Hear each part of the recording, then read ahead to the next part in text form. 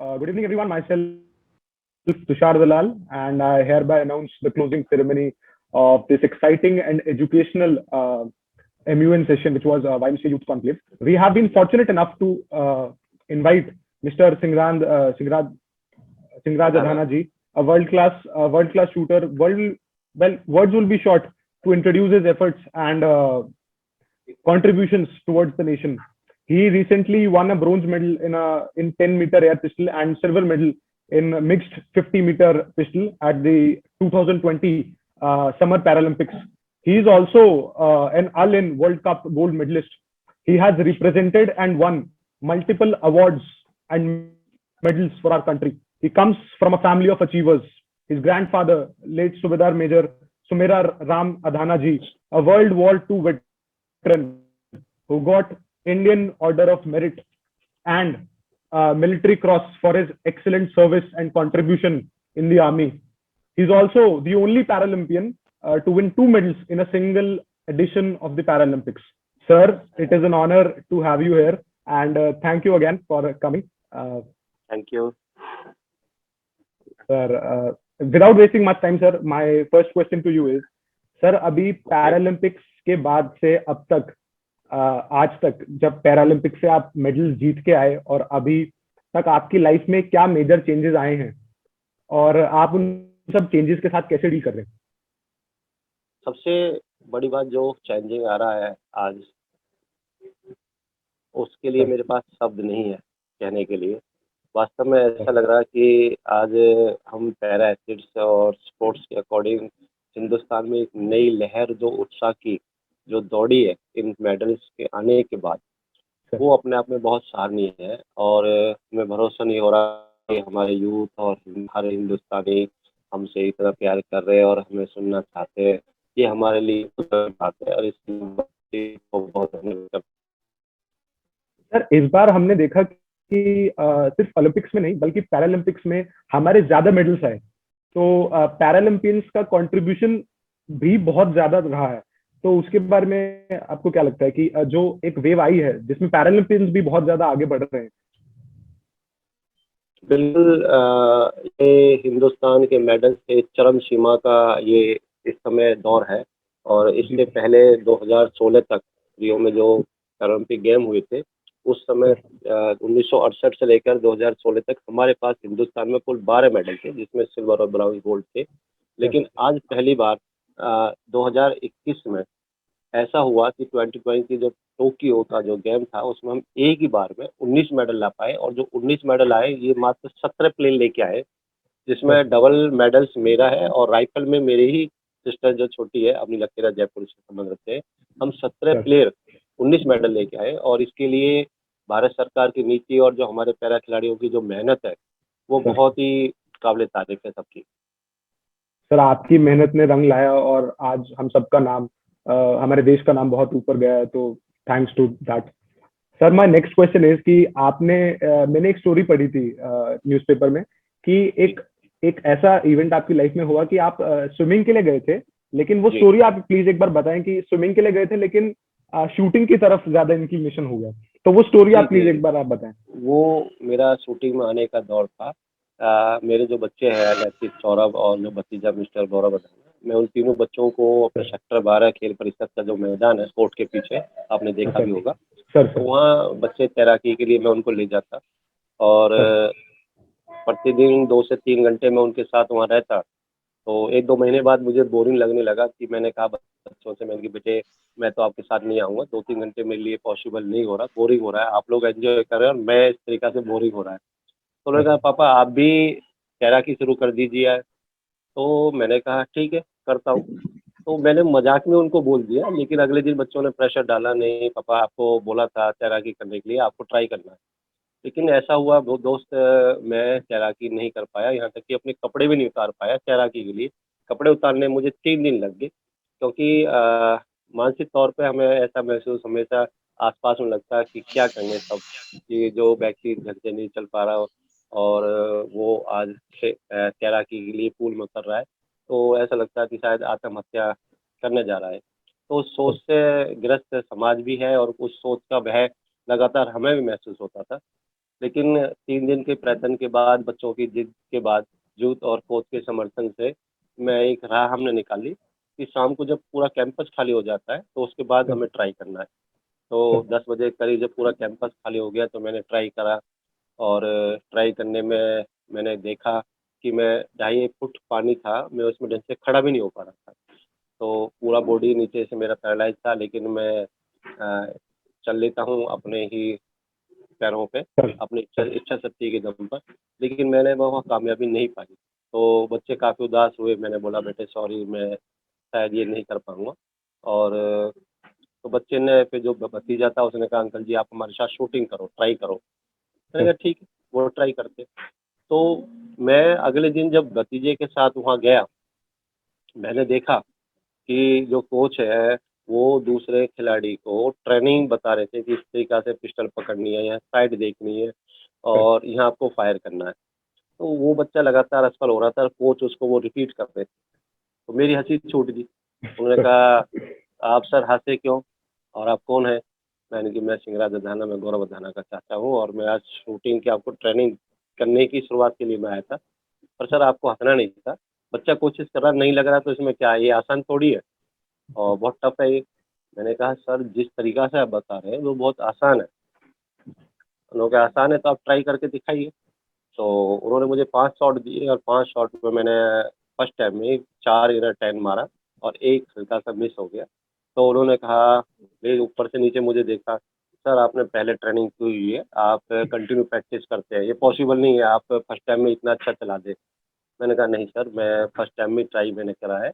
और उन्होंने कहा, "ये कैसे हो सकता है?" तो मैंने मज़ाक में कहा, "यार मेरी रगों में फिर फौजी का खून है, शायद इस वजह से ये ऐसा संभव हो गया।" क्योंकि मेरे ग्राउंड जो फादर है श्री सुबेदार मेरा, उन्होंने फर्स्ट और सेकंड वर्ल्ड वार इंडिया को रिप्रेजेंट करा है और सर ब्रिटिश सरकार की हेल्प की उन्होंने। तो सर वो शायद जुनून हमारे अंदर था और जिसकी बदौलत मैं कर पाया। तो कोच ने बड़े हैरत से कहा, "सिंगराज जी आप कहाँ थे अब तक? आप हिंदुस्तान सर को रिप्रेजेंट कर सकते हैं इसमें और इसमें पैरालंपिक तक ये गेम है और सरकार की एक अच्छी नीति है इसमें गेम के प्रति, आपको ये गेम करना चाहिए।"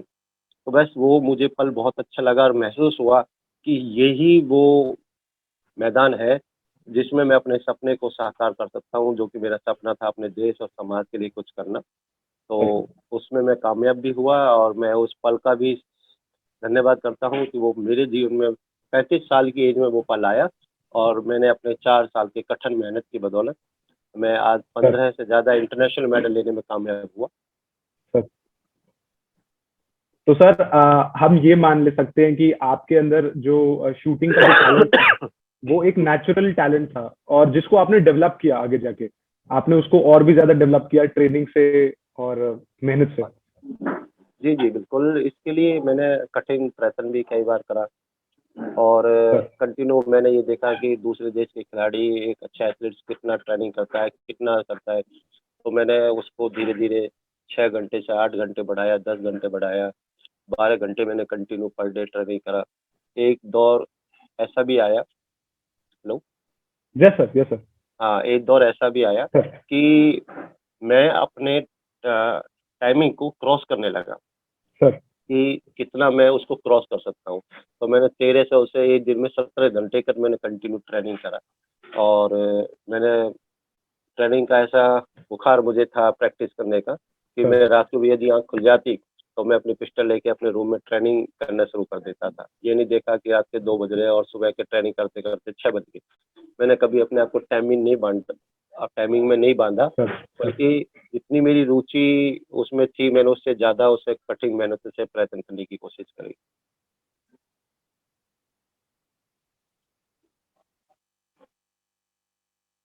और उसी की बदौलत ऐसा हुआ कि जो मेरे कोचेज़ थे उन्होंने भी भरपूर मेरी मेहनत को देखते हुए मेरा साथ दिया। हेलो, हेलो, हेलो, जी सर। क्या हो रहा है? शायद आवाज़ कट रही है। आवाज़ क्लियर आ रही है आपको मेरी? ये सर क्लियर आ रही है हाँ सर जी सर, आपकी आवाज़ क्लियर आ रही है। Okay, okay, okay. थोड़े टेक्निकल इश्यूज़ की वज़ह से हमारे ओके, आगे ओके, आज जो है ओके, ओके, ओके। वो 1 तो मिनट में कोई वापस कर रहे हैं। हाँ,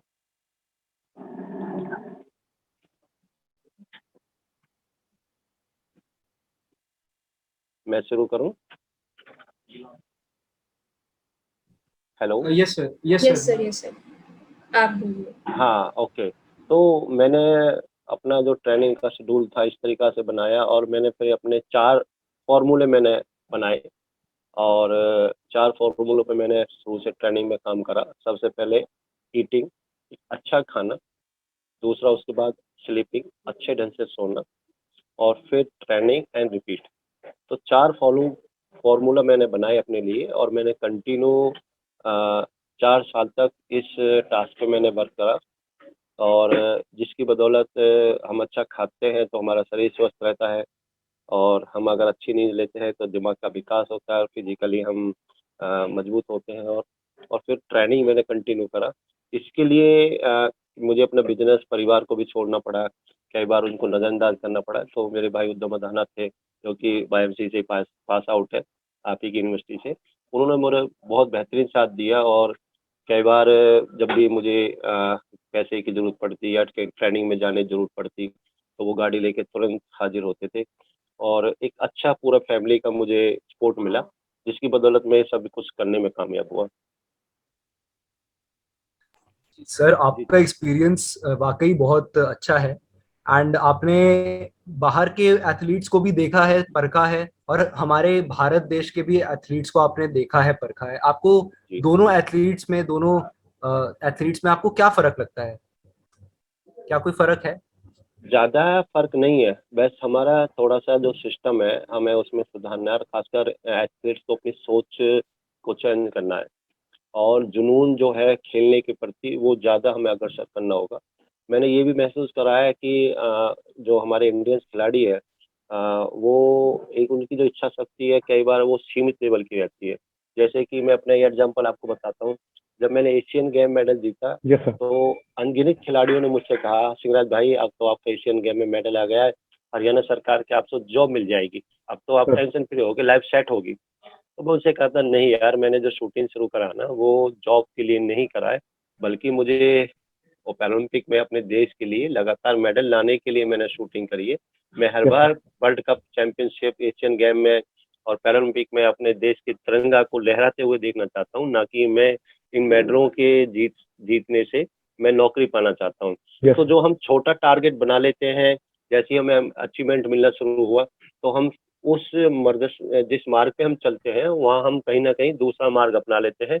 आसानी के हम जॉब ग्रहण कर लेते हैं और अपनी लाइफ़ को तुरंत सेटलमेंट कर देते हैं और देश के प्रति जो हमारी ज़िम्मेदारी है, स्पोर्ट्स के प्रति जो ज़िम्मेदारी है, कहीं न कहीं हम उसको पूरी ईमानदारी से यस सर। 100% रिज़ल्ट नहीं दे पाते हैं फिर। तो ये सबसे बड़ा गेम है। अब भी मैंने निर्णय लिया है कि मैं हरियाणा सरकार में पैरालंपिक में 2 मेडल लाने के बाद भी 24 से पहले गेम नहीं नौकरी नहीं लूँगा और गेम पे ही मैं फ़ोकस करूँगा। पेरिस के बाद ही मैं किसी चीज़ पे डिसीज़न लूँगा।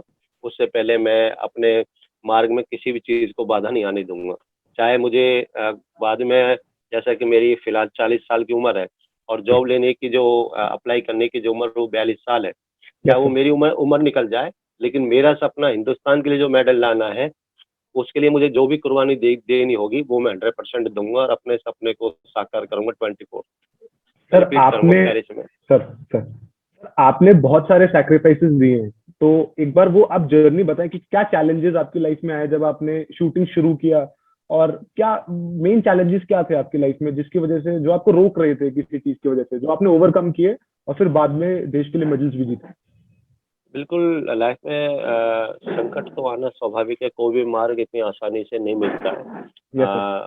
और उसके लिए हर इंसान को कुर्बानी देना और उससे संघर्ष करना आना चाहिए। तो बचपन से मैंने लगातार संघर्ष करा है और इच्छा शक्ति के दम पर मैं वो काम करा है मैंने जो असंभव है उसको संभव करा है।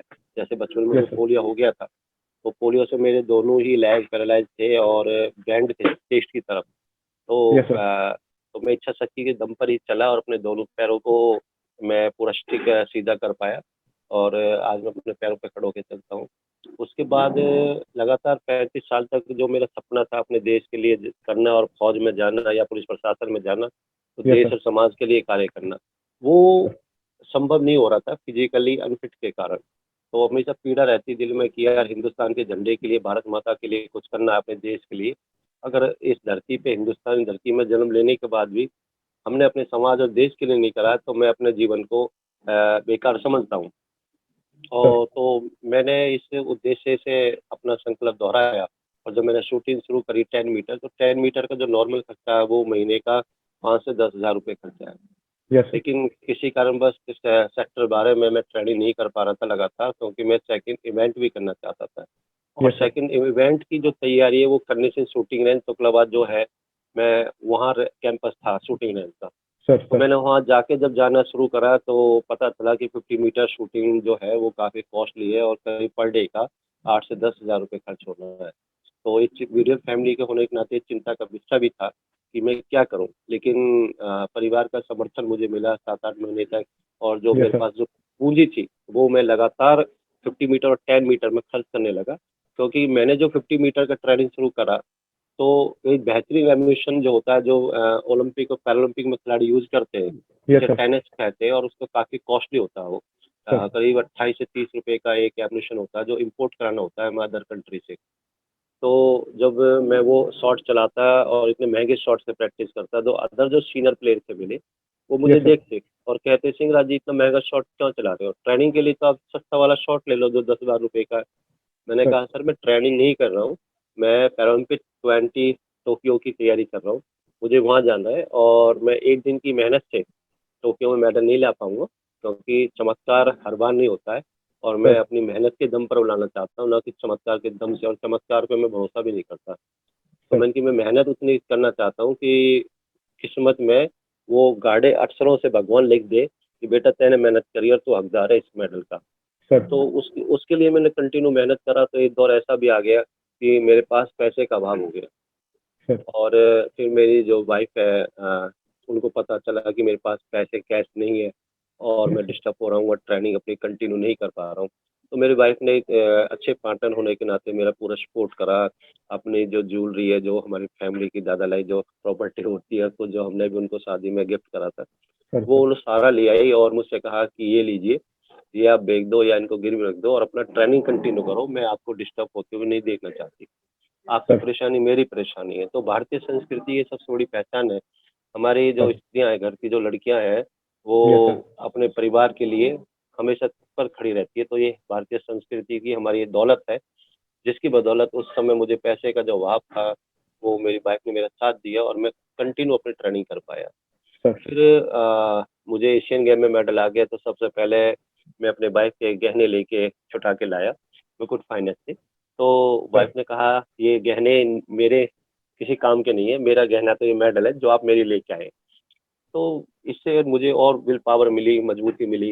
इसके सर। बाद एक दौर और आया कि जब मुझे एम्युनिशन लॉकडाउन के बाद, जो फर्स्ट लॉकडाउन था हमारा, यस सर। तो वहाँ पर सारा इंस्टीट्यूट और स्टेडियम बंद हो गए थे, यस सर। और ट्रेनिंग सारा हिंदुस्तान का खिलाड़ियों का बंद हो गया। तो मैंने अदर कंट्री के जो हमारे दोस्त थे, कोरिया के, चाइनीज के और इटली के, मैं उनसे संपर्क करता तो पता चलता उनकी कंटिन्यू ट्रेनिंग चल रही है। Yes sir. कोरोना की वजह से हमारे इंस्टीट्यूट सब बंद थे ट्रेनिंग के। तो मुझे बड़ा दुख हुआ। मैंने कि यार वो ट्रेनिंग कर रहे हैं, यार हमें उनसे मेडल छीनना है, वो तो आगे पहुंच जाएंगे, और बिना Yes, sir. ट्रेनिंग के तो मैं उनसे मेडल नहीं छीन पाऊंगा। तो एक बड़ी चिंता हुई, तो मैंने अपने नोटियाल ओम प्रकाश चौधरी जी और जेपी नोटियाल जो सीनियर कोच है हमारे, सुभाष राणा जी नेशनल कोच है, उनसे डिस्कस करा सर। कि मैंने कि सर मैं अपनी ट्रेनिंग करना चाहता हूँ, आप शूटिंग रेंज ओपन कराइए। उन्होंने कहा सिंगराज जी सॉरी, ये पॉसिबल नहीं है, पूरा हिंदुस्तान में लॉकडाउन है, खाली पर्सनल आपके लिए नहीं खुल सकती। मैंने कहा यार बाकी जो और जो प्लेयर थे हमारे इंडिया में उस समय, वो 10 मीटर का कोटा था उनके पास, तो 10 मीटर की रेंज आसानी से हम घर में बना सकते हैं, लेकिन 50 मीटर की रेंज काफ़ी लंबा मैदान सर, चाहिए। 50 मीटर। और हाँ, और उसका जो प्लेटफार्म है बहुत मजबूत चाहिए, इंटरनेशनल लेवल के आधार के आईएसओ रूल के अकॉर्डिंग वो बनाना पड़ता है, यस क्योंकि सर। उसमें एम्युनिशन जो लाइव एम्युनिशन होता है उसकी कैपेसिटी फायर की बहुत लंबी होती है, अगर फायर करे तो 1.5 से 2 किलोमीटर दूर तक पहुंच जाती है। वो यस शार्प सर। शूटर होते हैं, वो यूज करते हैं उसको, जिसको टेक्निकल भाषा में .22 बोलते हैं। पॉइंट। तो कोच ने कहा सिंगराज जी सॉरी, अगर स्टेडियम तो नहीं खोल सकते, लेकिन ये समाधान हो सकता था, और अगर आपके पास अपनी रेंज होती तो ट्रेनिंग चल जाती। मैंने कहा मेरी रेंज होती, तो मेरे माइंड में वो आइडिया आया। सर। तो उनका शब्द मैंने कहा सर मेरी रेंज क्या वो हो सकती है? उन्होंने कहा हाँ, अगर आपकी इच्छा शक्ति है तो आप बना सकते हो और आप ट्रेनिंग कर सकते हो। तो मैंने फरीदाबाद के एनसीआर एरिया के कई जो जिन आर्किटेक्टों को मैं जानता था, मैंने उनसे संपर्क करा। तो उन्होंने कहा, सिंगराज जी सॉरी, हम शूटिंग रेंज के बारे में नहीं जानते, इसका डिजाइन क्या होता है और कैसे इसको बनाते हैं। Yes sir. तो मैंने फिर गूगल बाबा की हेल्प ली। गूगल बाबा तो बताया कि मुझे ऐसे डिजाइन दिखाइए शूटिंग रेंज के, तो उन्होंने अदर अदर कंट्री के मुझे देखने को मिला गूगल पे। फिर जो कोच sir. थे सुभाष राणा जी और ओम प्रकाश जी, उन्होंने कुछ हेल्प करी मेरी डिजाइन बनाने में। तो हम एक Yes, sir. डिजाइन बनाया, हमने इंटरनेशनल लेवल का शूटिंग रेंज का डिजाइन तैयार करा। और फिर मिस्टर प्रदीप दुबे थे जो नेशनल कोच है एनआरआई में, जो कि Yes, sir. डॉक्टर कन्नी सिंह रेंज के अंदर प्रैक्टिस कराते हैं कोच खिलाड़ियों को। तो Yes, मैंने sir. उनसे भी संपर्क साधा। तो उन्होंने कहा, सिंगराज जी आप कभी किसी दिन शाम के टाइम शूटिंग रेंज आ जाइए और किसी आर्किटेक्ट को भी ले आइए, या जो आपका जो ठेकेदार है जिसको बिल्डिंग से आप बनवा रहे हैं उनको लेके आओ। Yes, sir. अगर वो भी अगर देख लेते हैं इसको तो उनका आइडिया थोड़ा सा आसान हो जाएगा कि कैसे प्लेटफॉर्म शूटिंग रेंज का बनाना है। Yes, तो sir. उन्होंने हमें विजिट करा दिया परमिशन लेके, और हमने वो विजिट करा, उससे हमें बहुत सहायता मिली। और हमने 15 मई 2020 से निर्माण करना शुरू कर दिया। और स्कूल में जो उधम सिंह अधाना जो डायरेक्टर है हमारे सैनिक पब्लिक स्कूल में सेक्टर 63 में, मैंने Yes, उनसे sir. कहा कि मुझे स्कूल में जगह चाहिए, और क्योंकि घर के नज़दीक यही है, और Yes, sir. मैं बिना डिस्टर्बेंस से कोरोना के प्रभाव में ना आने की वजह से नज़दीक शूटिंग रेंज चाहता हूँ, और मुझे आप परमिशन दीजिए स्कूल में रेंज बनाने के लिए। Yes, sir. तो पहले तो वो चिंतित हुए कि 180 फुट के करीब हमें जगह चाहिए और उसके लिए फिर बिल्डिंग को भी तोड़ना पड़ता। तो उन्होंने कहा, ठीक है भाई, आप देश हित में काम कर रहे हैं, परिवार ने परमिशन दे दिया कि आप देश हित में काम कर रहे हैं, आप कीजिए। तो मैंने Yes, sir. बिल्डिंग को तोड़ा, स्कूल की बिल्डिंग को तोड़ा, और उसके बाद मैंने काफ़ी अपना जो पैसा हरियाणा सरकार से मुझे मिला, वो पूरा का पूरा मैंने पैसा अपना शूटिंग रेंज के अंदर लगा दिया। Yes, sir. और 17 अक्टूबर 2020 में हम कामयाब हो गए शूटिंग रेंज का उद्घाटन करने में। Sir. तो उस दौरान शूटिंग रेंज शुरू करा, तो एम्यूनिशन मेरे पास 2,500 से 3,000 एम्यूनिशन था। तो वो मैंने दिसंबर तक चला लिया। तो जनवरी में फिर मेरे पास एम्यूनिशन क्लोज हो गया, नहीं था मेरे Yes, sir. पास एम्यूनिशन। Sir. क्योंकि हमने जब मैंने शूटिंग रेंज बनाई थी तो QRG जो संस्था है, ओजीक्यू Yes, संस्था sir. है, जो Sir. नेशनल लेवल पर नए और पुराने खिलाड़ियों को, जो इंडिया के टॉप एथलीट्स हैं, उनको सहायता उपलब्ध कराती है। Sir. तो उनकी सहायता से मैंने एम्यूनिशन के लिए अप्लाई कर दिया। Yes, और sir. लेकिन यूरोप कंट्रियों में भी उस समय लॉकडाउन लग गया और हमारा इंपोर्ट बाहर से नहीं आ पाया, और सभी कार्गो जो थी उन्होंने इंडिया में एंट्री नहीं करी। तो और पैसा 5 लाख ब्लॉक हो गया, एम्यूनिशन था नहीं, रेंज में पूरा मेरा पैसा लग गया, रेंज भी Yes, थी sir. लेकिन अब ट्रेनिंग बंद। बंद। तो यहाँ जी। फिर दोबारा मुझे पीड़ा हुई। मैंने कि भगवान बंसी वाले, ये क्या है, पूरा पैसा खर्च हो गया, घर वालों को पता सर। चलेगा सिंगराज ट्रेनिंग नहीं कर रहा तो सब नाराज होंगे। तो मैं और ज़्यादा परेशान होने लगा। तो मेरे साथी ने कहा, यार हमारे जो साईं के जो डीजी है प्रधान जी, आप किसी Yes, तरीका sir. से उनसे बात कर लो। तो हमें उनका नंबर मिला टॉप से, तो हमने उनसे बात करी, तो वो बड़े खुश हुए। पहले तो नाराज़ हुए कि भाई मैंने इतना सारा पैसा रेंज के अंदर खर्च कर दिया। उन्होंने Yes, कहा, sir. सिंगराज कुछ दिन में लॉकडाउन खुल जाता और आप ट्रेनिंग कर लेते। मैंने कहा, सर मैं तो सर। 2 दिन भी बिना ट्रेनिंग के नहीं रहना चाहता, क्योंकि मैं ये सोचता हूँ कि टोक्यो में अगर मेडल नहीं आ पाया तो वो मेरी गलती होगी, और मैं गलती Yes, नहीं sir. दोहराना चाहता, क्योंकि मैं सिंगराज को गलती पे माफ़ नहीं करता हूँ, सिंगराज को सज़ा देता हूँ। और सिंगराज जो सिंगराज ने नहीं करी है, और सिंगराज को मैं सज़ा नहीं देना चाहता। मैं उसे ट्रेनिंग करके, और जब वो ट्रेनिंग में गलती करेगा, जब सिंगराज को मैं सज़ा देने का हकदार हूँ। सर। तो उन्होंने, बहुत अच्छा लगा वो लफ्ज़। तो उन्होंने कहा, सिंगराज जी ठीक है, आप बताइए मैं आपकी क्या हेल्प कर सकता हूँ। तो मैंने, सर मुझे एम्यूनिशन चाहिए। तो उन्होंने सर। 48 घंटे में मुझे एम्यूनिशन उपलब्ध करा दिया, और जनवरी में मैंने ट्रेनिंग शुरू करी अपनी दोबारा से 2021 में। और फिर हमारा मार्च में Yes, sir. 15 मार्च के करीब यूएई कंट्री में हमारा वर्ल्ड कप था, अलेन सर। वर्ल्ड कप, अलेन पैरा वर्ल्ड कप अलेन वर्ल्ड के कप, नाम सर। से। जी, जी। सर। तो वहाँ हमने गोल्ड और सिल्वर में लेके आया अपनी कंट्री के लिए। पहला वो खिलाड़ी बना जो कंटिन्यू कोविड के इतने लंबे प्रोसेस के बाद कोई सर। मेडल लाया, और उस ट्रेनिंग और शूटिंग रेंज की बदौलत में ये करा। तो उसके वहाँ के आने के बाद मैं 28 मई को ट्रेनिंग अपनी कर रहा था, टोक्यो की तैयारी कर रहा था। किसी Yes, कारणवश sir. मैं मार्केट गया कुछ सामान लेने के लिए, जो मुझे डाइट के लिए बहुत ज़रूरी था, मेरा चिया सीड्स वगैरह जो होते हैं डाइट में लेते हैं। Yes, sir. तो मास था, डबल मास था, लेकिन जब भी मैं कोविड से ग्रस्त हो गया और पूरा ये 1.5 महीना मैं कोविड से रहा और बड़ी मुश्किल से मैं बचा। और इस दौरान में मुझे बेड भी नहीं मिले पूरे फरीदाबाद में, क्योंकि सर बहुत ज़्यादा कोरोना के केस थे और कहीं किसी हॉस्पिटल में ऑक्सीजन का अभाव था, कहीं बेड का अभाव था। तो हम उद्यम और जो हमारी फैमिली का अदर मेंबर है, कोई इस हॉस्पिटल जा रहा है, कोई इस हॉस्पिटल जा रहा है, मैं गाड़ी में चित पड़ा हूँ, बेसुध था और मेरी बॉडी का जो सेंस था वो मेरे कंट्रोल में नहीं था। तो इस यस सर तरीक़ा से नौबत आ गई। तो हमारे क्षेत्र के जो विधायक है राजेश नागर तेगाम विधानसभा क्षेत्र से, यस उनको सर कहीं पता चल गया कि सिंगराज डिस्टर्ब है और उसको बेड नहीं मिल रहा। तो उन्होंने मुझे फ़ोन करा, फ़ोन मेरा घर पे था मिसिज़ के पास, तो उन्होंने रिकॉल मुझे उद्यम के फ़ोन से कराया। तो विधायक जी ने कहा, सिंगराज जी क्या हो गया? मैंने कहा सर मुझे इस तरीक़ा से प्रॉब्लम है और मुझे बेड नहीं मिल रहा है। तो बात मेरी ढंग से नहीं हो पा रही थी क्योंकि मैं बोल नहीं पा रहा था, ऑक्सीजन लेवल मेरा 50 के करीब नीचे आ रहा था लगातार। यस सर तो उद्यम ने बात करी, सारी बात भैया ने बताई। तो उन्होंने कहा ठीक है, आप कहाँ पर हो? नुके जी वाईएमसीए के पास। तो उन्होंने कहा ठीक है, आप वहाँ हो तो आप आगे आ जाइए। और मैंने क्यूआरजी जो हॉस्पिटल फरीदाबाद में है, वहाँ मैंने इमरजेंसी में आपके लिए बात कर ली है और मैं वहाँ पहुँच रहा हूँ। यस तो सर इतने अच्छे बेहतरीन नेता, एक तो है कि फ़ोन कर दिया आप पहुँच जाइए। जी एक वो सर बंदा खुद अपने घर से और वो ऐसी बीमारी में मुझे सर वहाँ हॉस्पिटल के पास मिला और एडमिट कराया। और जब तक मैं इमरजेंसी में मेरा ट्रीटमेंट शुरू नहीं हो गया, नेताजी यस वहीं सर रहे।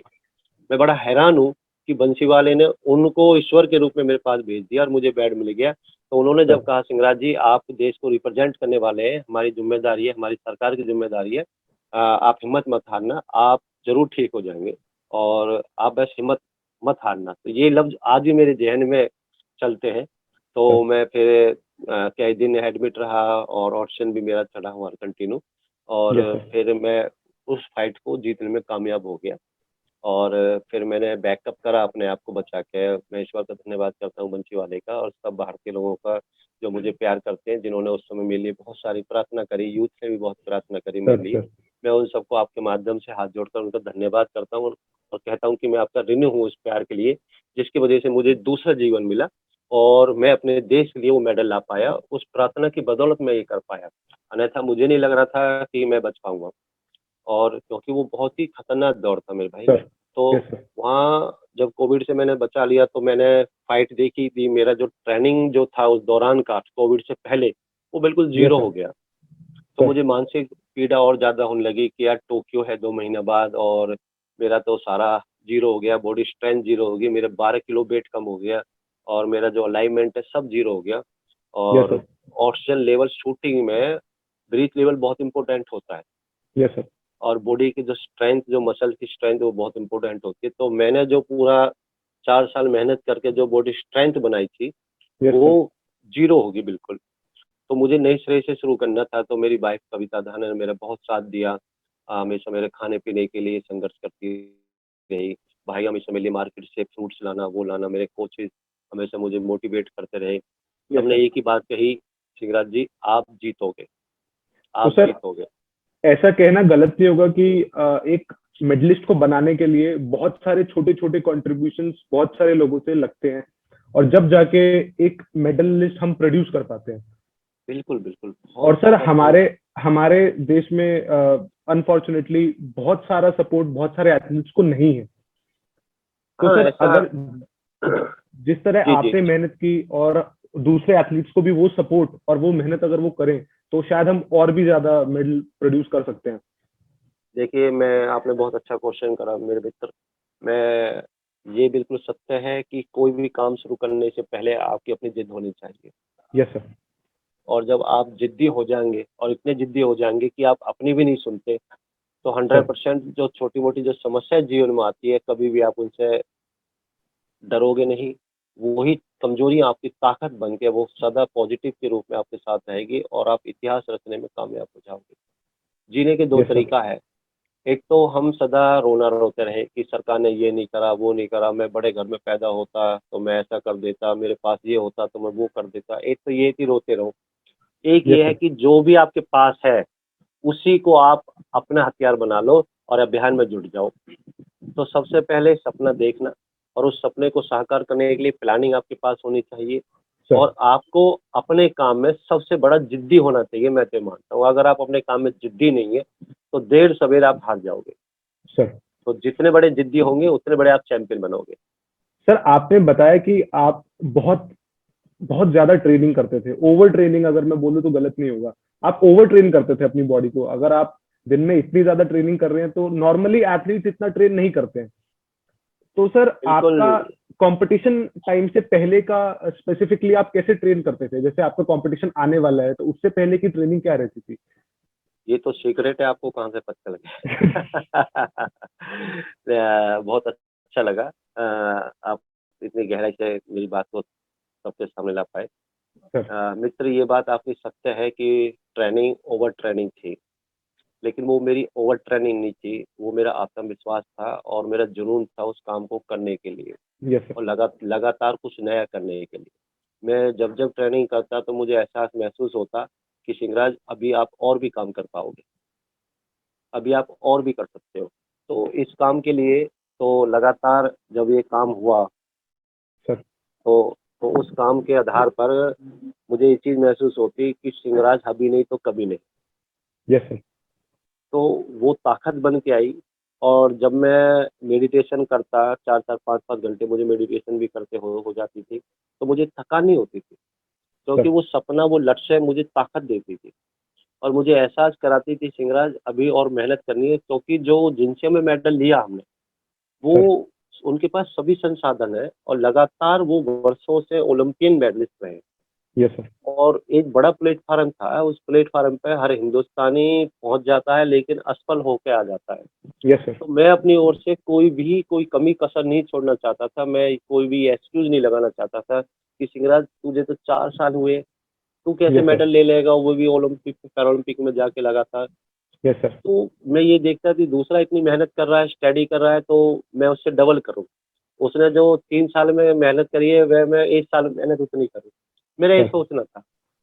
तो पॉजिटिव जब हम रहते हैं तो जो ओवर ट्रेनिंग होगी आपको महसूस हो रही है, वो सर। ट्रेनिंग का एक नॉर्मल हिस्सा बन जाएगा, आपको ओवर नहीं लगेगी, ये लगेगा कि ये परफेक्ट ट्रेनिंग आप कर रहे हैं और सही दिशा में कर रहे हैं।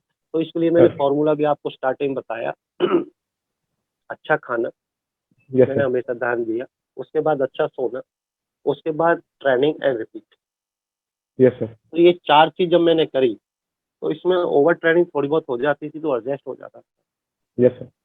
सर मेरा अगला क्वेश्चन वही है कि मेंटल प्रेशर की आपने बात की, मेंटल प्रेशर कितना इंपॉर्टेंट होता है सर? जैसे हमने ओलंपिक्स में भी देखा कि बहुत सारे एथलीट्स होते हैं जिनके ऊपर बहुत ज्यादा उम्मीदें होती हैं। जैसे अगर मैं एग्जांपल दूं तो अमित पंघाल जो ओलंपिक्स में गए, उनसे देश को बहुत उम्मीदें थी कि वो इस बार गोल्ड लेके आएंगे या एटलीस्ट सिल्वर मेडल या फिर ब्रॉन्ज मेडल लेके आएंगे। तो जब ये उम्मीदें, क्योंकि आपके ऊपर भी बहुत ज्यादा उम्मीदें थी, तो एक मेंटल प्रेशर एक्यूमुलेट हो जाता है कि आपको अब मेडल जीतना ही है। तो उस स्टेज को आप कैसे हैंडल करते हैं कि अभी वहां जाके एग्जीक्यूट करना है, तो वो एग्जीक्यूट आप कैसे कर पाते हैं? माफी चाहूंगा, कुछ डिस्टर्बेंस हो गया बीच में। Sir I repeat it sir. जी जी, मैं ये चीज कहता हूँ कि ये जो दबाव है, ये दबाव हमारे मानसिक और सोच का है। Yes sir. जब हम तैयारी करते हैं तो तैयारी करते करते कहीं ना कहीं हम दिमाग में ये सोच लेते हैं कि यार मुझे टॉप पे आना है, गोल्ड लेना है। हर खिलाड़ी का सपना होता है, हर स्टूडेंट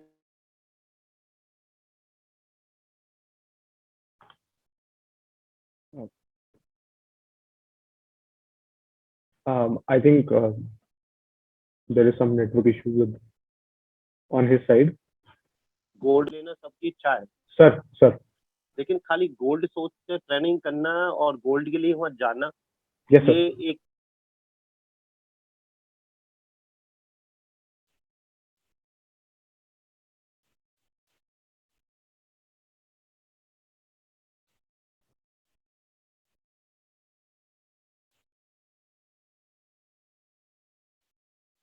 हम लोग फल की इच्छा जता लेते हैं यस सर। और उसको अपने सिर पर रख लेते हैं बोझ बनाकर। उसके दबाव में हमारे पैर लड़खड़ाने शुरू कर देते हैं, हमारी बॉडी का, हमारे ब्रीथ पैटर्न हमारा साथ छोड़ देता है और हम अपनी ट्रेनिंग को भूल जाते हैं। Yes sir. इसकी बदौलत कई बार हमारे हाथ से मेडल आते आते छूट जाते हैं। यस तो सर। कुछ कुछ हमारे सिस्टम में भी कमी है। एक और सोच कि मेरे कोच ने ऐसे कह दिया था उस समय, मेरे कोच ने मेरा साथ नहीं दिया, मेरे यस सर। साथ अगर ये होता तो मैं वो जीत जाता।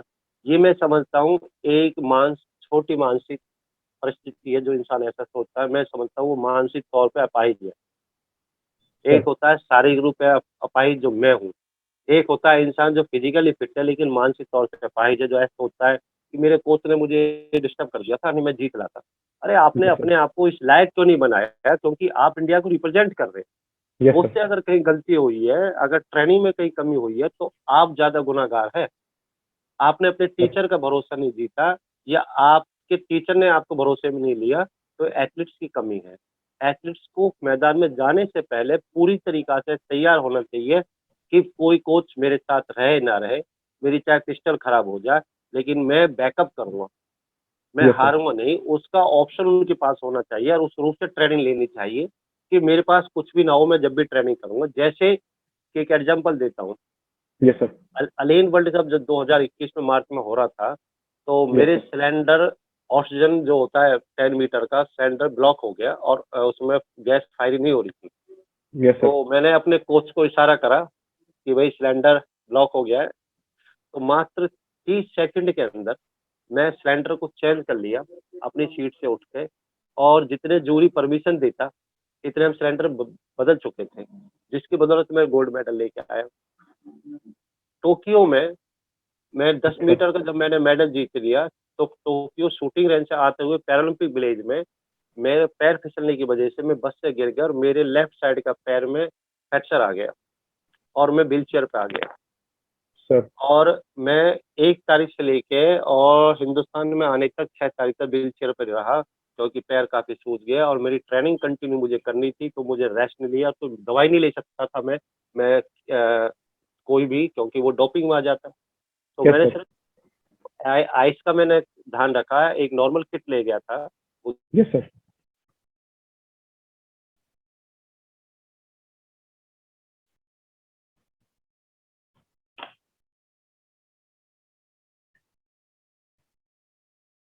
I think. तो मैं सोचता कि मेरा अगर ये हाथ ना हो Yes, और sir. मेरा एक पैर कट जाए, क्या सिंगरा तुझे फायर कर पाएगा? Sir. तो मैंने इस तरीका से ट्रेनिंग करी। तो बारिश हो जाए जब क्या होगा, हवा तेज चल जाए जब क्या होगा, प्रेशर सर। ज्यादा आ जाए जब क्या होगा, तो उनका जवाब खिलाड़ी को ट्रेनिंग में करना चाहिए। इसलिए ट्रेनिंग के 2 हिस्सा होते हैं दोस्त, एक Yes, ऑफ sir. सीजन, एक सीजन। तो ऑफ सीजन इसलिए होते हैं कि उस ऑफ सीजन में ज्यादा से ज्यादा आप एक्सपेरिमेंट कर लीजिए, आविष्कार कर लीजिए ट्रेनिंग के अकॉर्डिंग, Yes, sir. जिससे आपको बाद में बहाना ना बनाना पड़े, और ट्रेनिंग में उस चीज को रिपीट करीजिए, तो एक आप बेहतरीन रिजल्ट दे पाओगे। और जब जिम्मेदारी आप ये समझ लोगे ना कि हिंदुस्तान के लिए मुझे करना है, अपने तिरंगे के लिए करना है, और पॉजिटिव रहना है हमेशा, सबसे बड़ी बात पॉजिटिव रहना है, और क्रम को ध्यान रखो कि करना क्या है। तो कोई भी ताकत आपको विपरीत नहीं कर सकती आपके मकसद को पूरा होने में। वो हिंदू दुनिया की सभी ताकतें आपके साथ जुड़ जाएंगी। एक सर। हिंदू धर्म के होने के नाते मैं ये भी कहना चाहूंगा, हमें ईश्वर का भी प्रार्थना करनी चाहिए, Yes, sir. अपने माँ बाप गुरुओं का भी हमें आशीर्वाद लेना चाहिए, और हमेशा हर चीज में पॉजिटिव देखना चाहिए, और अपने उद्देश्य के लिए ज्यादा से ज्यादा जिद्दी होना चाहिए, और अच्छी प्लानिंग के तहत ट्रेनिंग करनी चाहिए। तो मैं नहीं समझता कि हमारे लिए ज्यादा बड़ा विषय है ओलंपिक और पैरालंपिक में मेडल लाना। सर अगर आपने जैसे सर आपने जैसे मेंशन किया कि पिस्टल माल फंक्शन, कई बार ऐसे इवेंट्स में ऐसा हो जाता है कि आपका इक्विपमेंट है या कुछ भी है वो खराब हो जाता है। जैसे हमने ओलंपिक्स में भी देखा, मानू भाकर जी की पिस्टल में भी कोई प्रॉब्लम आई और उन्होंने इंटरव्यू में भी बोला कि उस वजह से मेडल छूट गया या इस वजह से वो और अच्छा परफॉर्म नहीं कर पाई। आपने अभी बताया कि आइलैंड वर्ल्ड कप में आपके साथ ऑलमोस्ट सेम सिचुएशन हुआ, लेकिन आपने फिर भी मेडल जीता। तो ये एक मेंटालिटी का भी एक डिफरेंस हम देख सकते हैं कि बिल्कुल बिल्कुल होता है, मेंटली का असर होता है। आप बहाना बना के अपने आप को नहीं छोड़ सकते, क्योंकि आप यहाँ तक पहुंचे कठिन परिश्रम से। आपने वर्षों दिए उसको, सरकार ने बहुत सारा पैसा खर्च करा है आपके पास, कोच ने बहुत सारा टाइम दिया है, एथलीट्स ने बहुत सारी मेहनत करी है, और ये सत्य है कि मनु भाकर जैसे हिंदुस्तान में और खिलाड़ी नहीं है, वो दुनिया के सबसे बेहतरीन खिलाड़ी है। Yes sir. लेकिन ये टेक्निकल हिस्सा है कि ये हो गया, तो इसके लिए हमने जेपी नोटियाल जी और सुभाष नगर जी, जब टोक्यो से जाने से पहले हमने ट्रेनिंग करी, तो हमें ट्रेनिंग दी गई कि सिंगराज जी आपकी पिस्टल खराब हो जाती है, यस सर। और आपको 50 सेकंड में शॉट फायर करना है।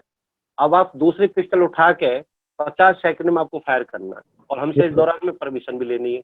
हमने उसको रिपीट करा और कई बार ऐसा हुआ कि जो 50 सेकंड का टाइम था, पिस्टल को निकालने में, लोड करने में, परमिशन लेने में 45 सेकंड लग गए, लेकिन हमारे पास 5 सेकंड बचे, तो हमने Yes, sir. 5 सेकंड में फायर करा। सर, और मैंने उस इवेंट का एक और चीज नोटिस किया कि जब आप कंपटीशन खेल रहे थे तो जी। आप कुछ शॉट से पहले कुछ पॉइंट्स पीछे थे, जी, और उस टाइम पे एक मेंटल प्रेशर एक और बिल्डअप होता है कि अगर अभी हमने अच्छे से शूट नहीं किया, एक्यूरेसी से शूट नहीं किया, तो शायद मेडल नहीं जीत पाएंगे। तो उस टाइम पे बिल्कुल। आप क्या सोच रहे थे कि अभी मुझे क्या करना है, और आपके दिमाग में क्या चल रहा था? सर जी, आप तो ब्रिलियंट है यार, कोच भी नहीं समझ पा रहे, आप वो क्वेश्चन कर रहे हैं मुझसे। Thank very you good, sir, thank you अच्छी सर। समझ है आपकी, गुड। गेम के प्रति तो आपकी रुचि काफी अच्छी है, ये बिल्कुल सत्य आप कह रहे हो। जब 50 मीटर में मेरा पैर लेफ्ट साइड का बहुत ज्यादा कष्ट में था, मैं दर्द से मेरे आंखों में आंसू आ रहे थे, तो मैं साइड पे लगातार यस सर। ऑक्सीजन लेवल भी मेरे बॉडी का जैसे कोरोना से खराब था और लगातार मास्क लगा के वहाँ रखना था, तो मेरा ब्रीथ पैटर्न भी बहुत ज़्यादा खराब था और मेरी जो हार्ट बीट थी वो करीब मैच के दौरान में भी 150 थी, क्योंकि Yes, sir. सारा सिस्टम खराब था। तो जब मैं पहली पोजीशन से एकदम ही चौथी पोजीशन पे आ गया, मैंने 6.3 के करीब मारा, तो Yes, sir. मैंने 2 सेकंड सोचा कि ये लगा क्यों? देखिए, Yes, sir. 2 सेकंड सोचा, लेकिन 20 सेकंड मैंने ये सोचा कि अगला मैं शॉट कैसे चलाना है। Yes sir.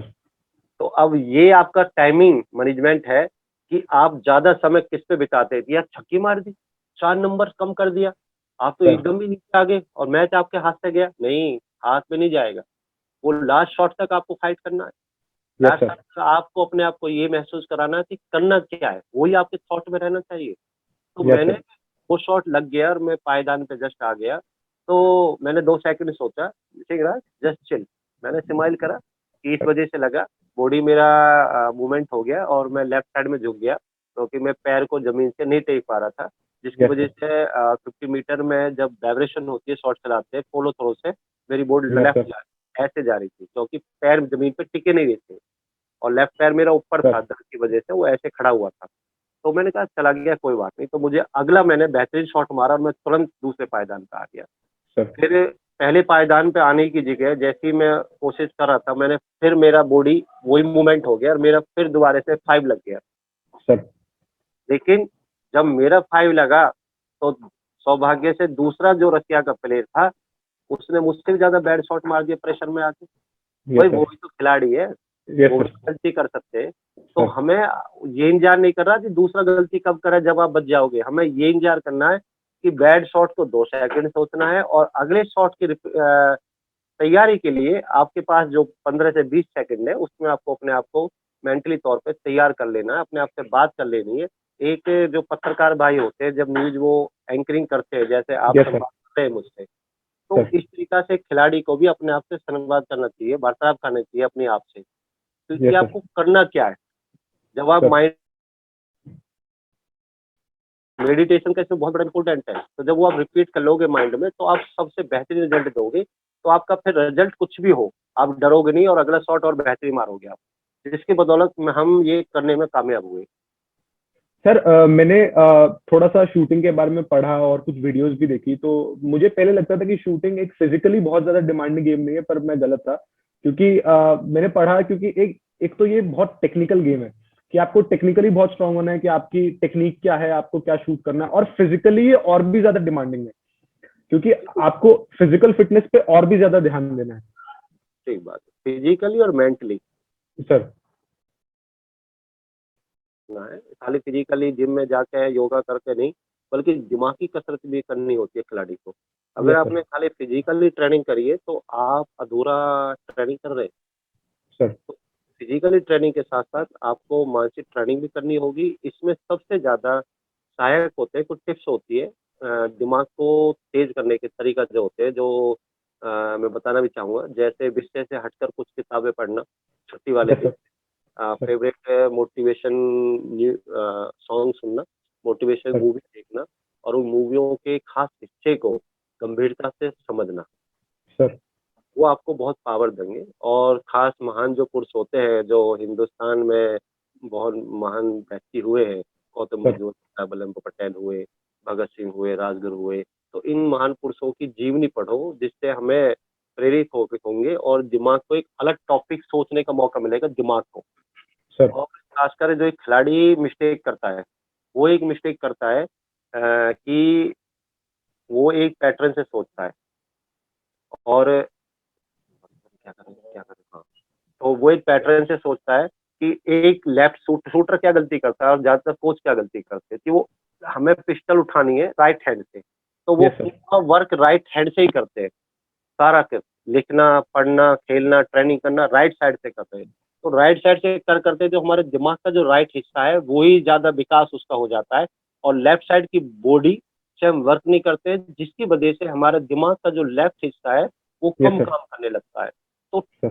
शूटर्स को और चाहे खिलाड़ी को, कोई भी गेम में हो, चाहे स्टूडेंट हो, उसको दोनों हाथों से फिजिकली वर्क बराबर करना चाहिए, बराबर ट्रेनिंग करनी चाहिए दोनों हाथों से, और जिससे दिमाग के दोनों हिस्से प्रबल रूप से तैयार हो सके मानसिक तौर पे। तो इससे आपकी इच्छा शक्ति बढ़ेगी, दिमाग का विकास बढ़ेगा और आपके अंदर विल पावर आएगी और वो विल पावर आपको जादू का काम करेगी।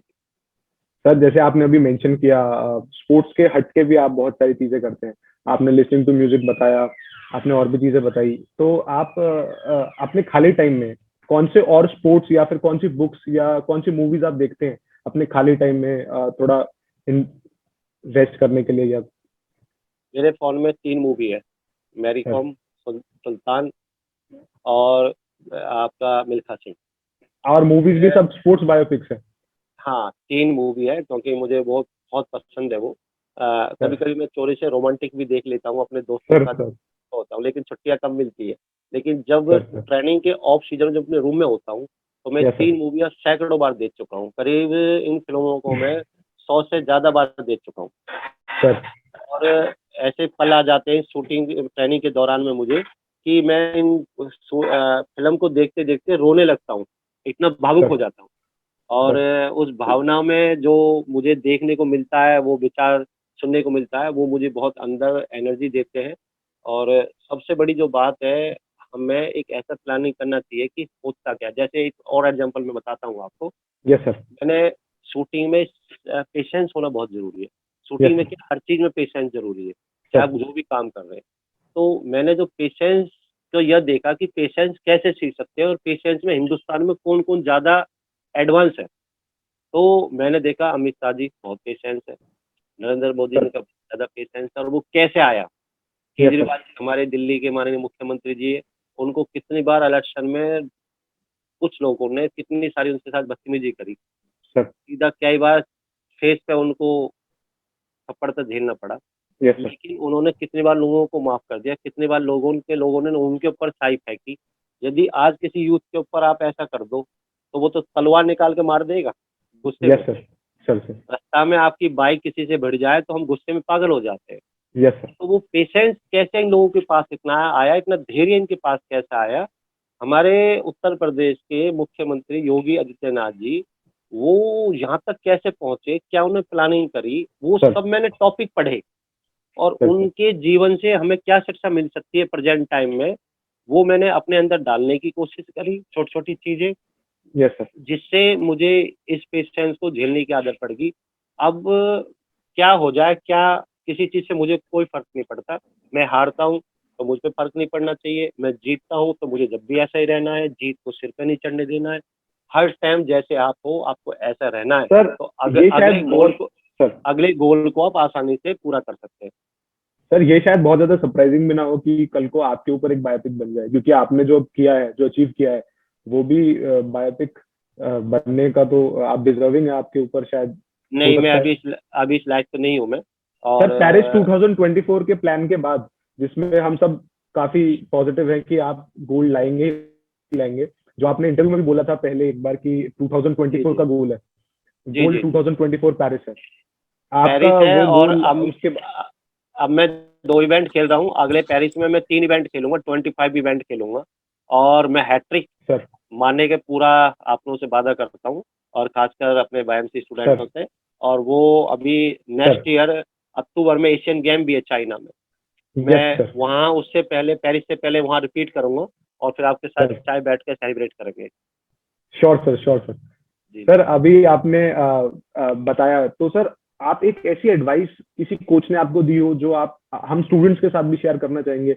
आपके कोच ने कोई आपको बहुत अच्छी एडवाइस दी हो जो आपको अब तक याद है, बेस्ट बिल्कुल एडवाइस कोई? बिल्कुल, ये 2 कोच ने मुझे ऐसी एडवाइस दी थी जो बहुत खास है, वो मैं आपको शेयर करना चाहूँगा, क्योंकि क्वेश्चन भी आपने बहुत ज़बरदस्त करा है। एक, जब यस मैं सर। फर्स्ट इंटरनेशनल मैंने अपना जॉइन करा, साउथ कोरिया में वर्ल्ड चैंपियनशिप थी, और वहाँ खाने का अभाव था। हम जो इंडियंस खाना खाते हैं, तो वेजिटेरियन खाना खाते हैं, तो वहाँ सारा नॉन हमारे वेजिटेरियन। अपोजिट यस सारा सर। सारा उल्टा खाना था। तो हम डाइट सही यस ना सर। होने की वजह से, और मैं शुगर पेशेंट हूँ, तो उस वजह से मैं वो गेम हार गया। तो लोटियाल सर ने एक चीज़ मुझसे कही, "सिंहराज बेटे, मैं तो आपको बहुत अनुभवी समझ रहा था कि आपकी उम्र 36 साल के करीब है, और आप बेशक जूनियर है पूरे टीम में, लेकिन उम्र के अनुसार आपका अनुभव ज़्यादा है, मुझे ऐसा महसूस होता था। लेकिन आप भी उन खिलाड़ियों की तरह निकले, यस सर। और मुझे ऐसा लग रहा है कि आप भी अन्य खिलाड़ियों की तरह 5 स्टार होटल में घूमना आए हो हिंदुस्तान से, और 5 स्टार होटल में बैठ के खाने का मज़ा लेने आए हो आप, खेलने नहीं आए हो आप।" तो वो बात मुझे बहुत चुभी। तो मैंने उनसे कहा, "सर, हम यस इंडियंस सर। हैं और मीडियम फैमिली के बच्चे हैं हम, हमें घी, दूध से और चटनी में बहुत स्वाद आता है, जो हमें शाही पनीर में स्वाद नहीं आता। लेकिन रही आपकी सर। बात ये हारने की, मैं आपको मौका नहीं दूँगा हारने का।" और तो उन्होंने कहा, "भाई क्यों? हारने का मौका, कहने का मौका क्यों नहीं देगा?" मैंने यस कि, "मैं सर। आपकी बात को समझ गया कि मैं जो मेहनत कर रहा हूँ शायद गधा वाली कर रहा हूँ, अब मैं घोड़े वाली मेहनत करूँगा।" तो मैंने यस सर। उनको वादा करा, तो उस दिन से वो गधे वाली मेहनत छोड़ दी, मैंने घोड़े वाली मेहनत करनी शुरू कर दी, तो चेंज आया। सर दूसरा जैसे दूसरा यस मंत्र सर। दिया ओम प्रकाश चौधरी जी, जो राजस्थान से कोच थे मेरे। उन्होंने एक चीज़ यस सर। कही, "सिंहराज, जितना कुछ है हमने आपको सिखा दिया है। अगर यस सारा सर। ज्ञान हमारे पास होता ना बेटे, तो मैं भी 55 इंटरनेशनल मेडल है मेरे पास, मैं भी ओलंपिक का मेडल नहीं ला पाया। तो कहीं न कहीं हमारी भी कमी थी, और हमारे भी वो डिक्शनरी, वो किताब शायद हमारे पास नहीं है जो आपको सहायक कर दे मेडल लाने में। यस अपना सर। विवेक से भी सोचना। यस हमने सर। जो पढ़ाया है वो तो अच्छा पढ़ाया है, उस पे तो गौर कर, लेकिन अपनी अंतरात्मा से भी सुनना, अपने विवेक से भी सुनना, और अपनी कान, आँख खुले रखना। कब किस बच्चे से, कब किस कोच से आपको सीखने को मिल जाए, उसे ग्रहण कर लेना। ये मत सोचना कि मेरे कोच ने नहीं बताया तो मैं इसे नहीं रिपीट करूँगा। प्रैक्टिकली जितना आप ट्रेनिंग कर सको, यस जितना सर। एक्सपेरिमेंट का आप कर सको, वो करना, जिससे आपको मेडल लाने में सहायक हो जाए। तो जब उन्होंने मेरी सोच बदली, पहले तो मैं निर्भर था कि जो कोच ने बता दिया वही करूँगा, लेकिन जब उन्होंने वो चीज़ कही, यस तो सर। मैंने अपने सोचने का नज़रिया बदल लिया। मैंने अपनी दृष्टि को चारों ओर खोल के रखा, और जो भी समझने को अन्य खिलाड़ियों से देखने को मिला, मैंने उसे धारण करने की कोशिश करी और अपनी अंतरात्मा की सुनी। तो मैं कभी भी किसी भी चीज़ को चेंज कर देता हूँ। ये नहीं है यस कि सर। मैंने 6 महीने, जैसे बहुत से कहते थे, ग्रिप चेंज नहीं करनी चाहिए। तो जब मैं कोरोना से उठा, तो मेरा बॉडी का जो हाथ का जो पोज़ीशन था वो चेंज हो गया। तो ग्रिप का यस साइज़ सर। और हल्का हो गया। तो मैंने ग्रिप पेस्ट कर यस दी, सर। ग्रिप भर दी अपने आप, और वो परफेक्ट ग्रिप बन गई मेरी। जबकि और यस सर। जो कोच थे वहाँ उस समय, जो शूटर थे, वो नाराज़ हो गए, "सिंहराज जी, 15 दिन बाद टोक्यो खेलने जा रहे हो, आपने अपनी ग्रिप चेंज कर दी।" मैंने कि, "भाई, मैं नहीं डर रहा, मुझे अपने ऊपर भरोसा है, और मैंने सोच समझ के कदम उठाया, मैं ज़रूर इसमें कामयाब होऊँगा।" और हम कामयाब सर हुए। Yes sir.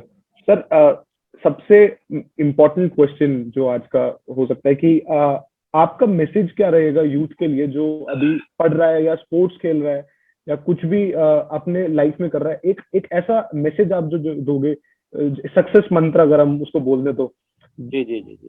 तो वो क्या सिंहराज रहेगा जी, कि? आप बहुत अच्छे वक्ता हैं और बहुत अच्छे क्वेश्चन आप करते हैं। थैंक मैं यू सर। भगवान से प्रार्थना करूँगा कि आप हिंदुस्तान के बहुत अच्छे स्टार बनें। थैंक यू और sir. Thank you.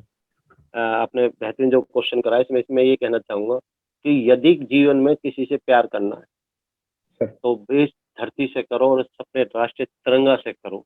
Yes sir. जब भी किसी से प्रेम करना है, और सबसे ज़्यादा अपने काम के लिए जिद्दी बनो। प्यार करना है अपनी धरती माता से, अपने तिरंगा से, अपनी राष्ट्रीय भक्ति से। Yes sir. जैसे अभी मैं उत्तराखंड में हूँ, इस समय आपसे बात जो कर रहा हूँ, मैं देवभूमि में हूँ। यहाँ यस सर। उत्तराखंड के माननीय मुख्यमंत्री जी ने मुझे अभी कुछ समय पहले सम्मानित किया था। तो यहाँ मैं उत्तर प्रदेश से होते हुए आया, तो यहाँ 2 समुदायों में जो आज गुर्जर और अन्य समुदाय में जो विषय चल रहा था, यस सर। ठीक है, अपना अपना हक है सबका, अपने अपना कहने का, लेकिन Yes, मैं आपसे माध्यम से उन युवाओं को भी कहना चाहता हूँ कि कोई भी ऐसा कदम न उठाए जिससे देश की एकता, अखंडता को, हिंदुत्व को ठेस पहुंचे। yes, sir. जो नेता लोग हमें बड़े बड़े भाषण और लेक्चर दे जाते हैं समाज पे, उनके बच्चे 5 स्टार होटलों में, विदेशों में आराम कर रहे हैं, लेकिन Yes, एक मध्यम परिवार का बच्चा ही सड़कों आप पर आकर अपनी आहुति देता है समाज के लिए। तो yes, उन sir. बच्चों को देश हित के लिए, समाज हित के लिए सोचना है, और जो महान पुरुष हुए हैं, चाहे वो किसी भी धर्म के हैं, उस पे किसी एक धर्म का अधिकार नहीं है, बल्कि वो पूरे भारतवासियों के हर धर्म के वो नेता हैं, हर धर्म के वो राजा हैं। तो किसी एक धर्म से जोड़ के उनको देखना, उनकी भावनाओं को, उनके सम्मान को, उनकी कीर्ति को ठेस पहुंचाना है। Yes, sir. तो हमें प्रेम करना है अपने देशभक्ति से, अपने राष्ट्रीय प्रेम से करना है, और जीवन में नशा मत करो किसी भी चीज, Yes, sir. वो दीमक की तरह खा जाता है। नशा करना है अपने सपने से करना है, अपनी मातृ मिट्टी से, भारत भूमि से करना है, अपने तिरंगे से करना है, और अपने काम के लिए दुनिया में सबसे ज्यादा जिद्दी बन जाओ। तो फिर देखिए आपकी हर मनोकामना देर से देर पूरी हो जाएगी। और कभी एक हार से मत डरो। हार से Yes, जिस sir. दिन आप डर गए, उस दिन आप समझ लेना आपका अंत निश्चित है। तो हार को भी ये बता दो कि आप मेरे पास आए हो, मैं तुमसे भी बड़े जिद्दी हूँ, तो चाहे 10 बार मेरे पास आना, मैं 11वीं बार भी आपको तैयार मिलूंगा इस फील्ड में फाइट करने के लिए। तो 100% आपकी जीत होगी मेरे भाई। सर, आपसे थोड़ी देर बात करने से ही आई थिंक हम सब में बहुत ज्यादा इंस्पिरेशन और जोश, अगर मैं बोलूँ तो, आ गया है, क्योंकि आप इतने इंस्पायरिंग हो, और आपने जो किया है देश के लिए वो इतना बड़ा है जो शायद हम लोग कर भी ना पाए। तो सर, आई थैंक नहीं, यू अगेन फॉर ऐसा नहीं कमिंग है। हियर। हाँ, सर, आई एम श्योर आपके अचीवमेंट्स को देख के और लोग भी इंस्पायर होंगे और स्पोर्ट्स में करियर बनाने के लिए भी प्रेरित होंगे। तो sir, I thank you for your service to the nation. So, बहुत you have made us धन्यवाद। proud, and best of luck for your future competitions, and especially Paris 2024. We have high hopes from you. Thank you, So, thank you. we, जय sir, Hind, जय हिंद, जय Bharat. Jai Hind, Jai Bharat, sir. Sir, now I'll request Rohit to take over and start the middle award ceremonies. Okay, okay. Thank you so much, sir, for for sharing your views and invaluable experience with us. I'm sure we all can take great inspiration from you. Thank you. It's not the winning, but the participation, not the triumph, but the struggle. In struggle, have you all participants done in coming up to this point? And some of you will be reaping the rewards for your hard work. Yeah, you guessed it right. It is the time for announcement of results. So here I am with the list in my hand. And to begin with, first of all, I'll be announcing the results for the United Nations Security Council Committee. Beginning from in the reverse order, the first honorable mention goes to the delegate from United Kingdom. Next up, the first special mention goes to the delegate of France. The second special mention goes to the delegate of India.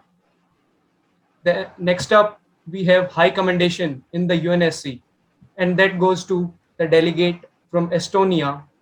And the best delegate, ladies and gentlemen, in the United Nations Security Council Committee is the delegate from the United States of America. I congratulate all the delegates, and moving ahead, we have Lok Sabha with us. And announcing the results for the Lok Sabha committee, the best parliamentarian is Geeta Vishwanath. I repeat, ladies and gentlemen, the best parliamentarian is Geeta Vishwanath. The high commendation goes to Bhagwat Maan. The first special mention goes to Mimi Chakraborty. And next up, now I'd like Arushi to take up the lead from here on. The next special mention goes to Karti Chidambaram. The honorable mention goes to Gautam Gambhir. Next up, another honorable mention goes to Mahua Moitra. Next up, we have the results of the AIPPM committee. The best representative goes to Manoj Jha. High commendation goes to Naba Kumar. Special mention 1 goes to N. Chandrababu Naidu. Special mention 2 goes to Naveen Patnaik. And special mention 3 goes to Sitaram Yechuri. Verbal mention 1 goes to Mahua Moitra. Verbal mention 2 goes to Mamta Banerjee. With this, I congratulate all the winners and the participants as well. And now, for a vote of thanks from the entire team of Ananya, the Unparalleled, I'd like to request Vidhi to take over the virtual stage. Thank you. An individual has not started living until he rises above the confines of his individualistic concerns to the broader concerns of all humanity. A very good evening, everyone. On behalf of Ananya the Unparalleled, the entire team is grateful to propose the vote of thanks. First and foremost, we thank our chief guest of the day, Mr. Singh Raj Adhana, who despite his busy schedule has found time to grace this occasion. We express our heartfelt thanks to Sir for his valuable contribution. We are grateful to our club coordinators, Mrs. Ashlesha Gupta, for her words of encouragement, and Mrs. Shivi Garg, whose able guidance has always motivated us. We also thank Mrs. Anuradha Pillai for her kindness, interest, hospitality, and continued support. We thank our executive board members for their stewardship, support, and commitment. We owe special gratitude to all the YYC 4.0 organizing team members, that is, the entire team of Ananya, who have worked hard to ensure that this occasion becomes a memorable success. We thank all the distinguished invitees present here for accepting our invitation. We thank the technical team for inviting interest in covering the entire event and all the good hearts who worked behind the screen. Last but not the least, we thank all the participants for your cooperation in making this function a resounding success. We are grateful for your enthusiasm and participation. With participation from all over the world, it's safe to say that this MUN was successful. YMCA Youth Conclave has always believed in speaking your mind and putting your beliefs in well-versed arguments. YMCA Youth Conclave 4.0 definitely stood on our expectations and in fact went far ahead. Finally, we leave you with this inspiring quote. Competing at the highest level is not about winning. It's about preparation, courage, understanding, and nurturing your people and heart. Winning is the result. Once again, we thank you for all your attention. With this, we give the virtual stage back to our hosts, Arushi and Rohit. Thank you. Thank you so much, Vidhi. As all good things come to an end, so has YYC 4.0. And moving towards the end of the ceremony, I would like to request